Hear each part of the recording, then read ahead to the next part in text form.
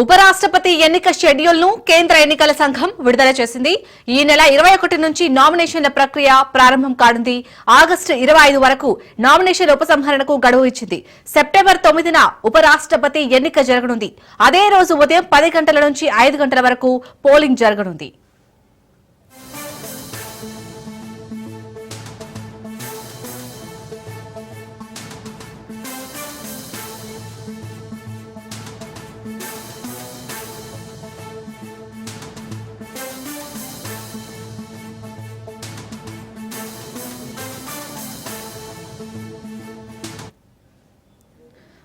ఉపరాష్ట్రపతి ఎన్నికల షెడ్యూల్ అయితే ఇటు కేంద్ర ఎన్నికల సంఘం విడుదల చేసింది. దీనికి సంబంధించి మరిన్ని అప్డేట్స్ మా ప్రతినిధి రాజు అందిస్తారు. రాజు, ఉపరాష్ట్రపతి ఎన్నిక షెడ్యూల్ కు సంబంధించి అప్డేట్స్ ఏంటి?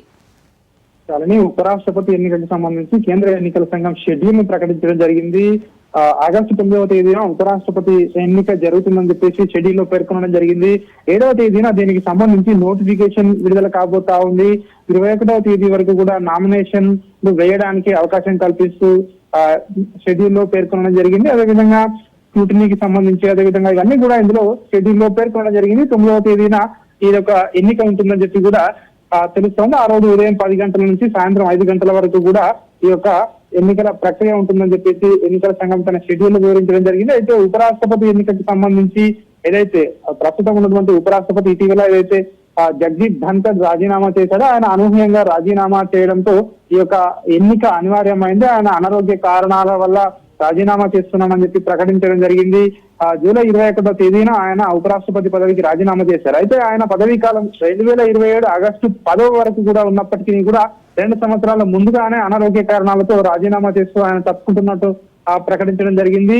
రాష్ట్రపతి కూడా ఆయన రాజీనామాను వెంటనే ఆమోదం కూడా చేయడం జరిగింది. అదేవిధంగా మనం చూస్తున్నట్టయితే 2022 ఆగస్టులో ధన్కర్ ఉపరాష్ట్రపతిగా బాధ్యతలు చేపట్టడం జరిగింది. అయితే ఈ రాజీనామాతో ఖాళీ ఏర్పడింది. వెంటనే దీన్ని ఫిల్ చేయాలని చెప్పేసి కేంద్ర ఎన్నికల సంఘం ఆ షెడ్యూల్ కూడా ప్రకటించడం జరిగింది. అయితే మనం చూసుకున్నట్టయితే ఈ ఎన్నికకు సంబంధించి పార్లమెంట్ లో ఉన్నటువంటి లోక్సభ, రాజ్యసభ ఎంపీలు ఈ ఎన్నికలో ఎలక్టరల్ సభ్యులుగా ఉంటారు. వాళ్ళందరూ కూడా ఈ యొక్క ఉపరాష్ట్రపతి ఎన్నికలో పాల్గొంటారు. ప్రధానంగా ఇప్పటికే దీనికి సంబంధించి ఏదైతే రిటర్నింగ్ అధికారిగా వ్యవహరించేందుకు రాజ్యసభ సెక్రటరీ జనరల్ పిసి మోదీకి ఇటీవల నియమిస్తూ కేంద్ర ఎన్నికల సంఘం కూడా ఇప్పటికే ఉత్తర్వులు జారీ చేయడం జరిగింది. అదేవిధంగా ఇప్పటికే న్యాయశాఖను కూడా సంప్రదించి రాజ్యసభ డిప్యూటీ చైర్మన్ సమ్మతి మేరకు ఈసీ నిర్ణయం తీసుకుంది. రాజ్యసభ సెక్రటరీ జాయింట్ సెక్రటరీగా ఉన్నటువంటి గరిమా జైన్, అదేవిధంగా సెక్రటేరియట్ డైరెక్టర్ వినయ్ కుమార్ సహాయ రిటర్నింగ్ అధికారులుగా ఉంటారు. ఈ ఎన్నికను వాళ్ళు పర్యవేక్షిస్తారని చెప్పేసి కూడా ఇప్పటికే ఉత్తర్వులో పేర్కొనడం జరిగింది. మొత్తానికైతే ఉపరాష్ట్రపతి పదవికి సంబంధించి